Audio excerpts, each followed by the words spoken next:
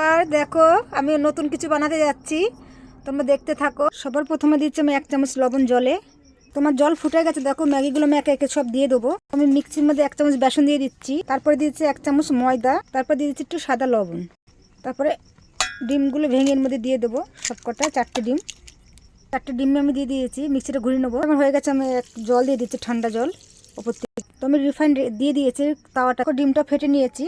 এবার তার মধ্যে আমি ডিমটা দিয়ে দিচ্ছি আমলেট বানানোর জন্য। দেখো তাওয়াটা একদম চারিপাশে করে নিচ্ছি। আমলেটটাকে আমি উল্টে নেবো।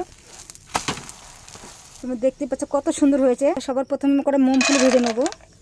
সবার প্রথমে দিয়েছি পেঁয়াজটাকে ভালো করে ভেজে নেবো। সবার প্রথমে দিয়েছি পেঁয়াজটা ভাজা গেছে, 1 চামচ হলুদ, তারপর দিয়ে দেবো ম্যাগি মশলাগুলো। একটা ভাজা হয়ে গেছে, আমি যে চাউমিনগুলো দিয়ে দিয়েছি। দেখো ডিমটা আমি এরমভাবে কেটে নিয়েছি। 2 চামচ মতন এই যে এইটা দিয়ে দেবো। তারপর দিয়ে দেবো 1 চামচ মতন। দেখো আমার চাউমিন হয়ে গেছে সব।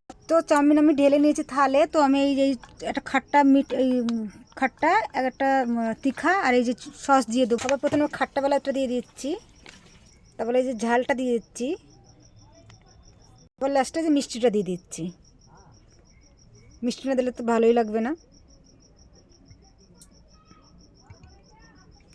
আর কীরকম লেগেছে কমেন্ট করে বলো, কীরকম চাউমিনটা হয়েছে। ভালো লাগলে শেয়ার করো।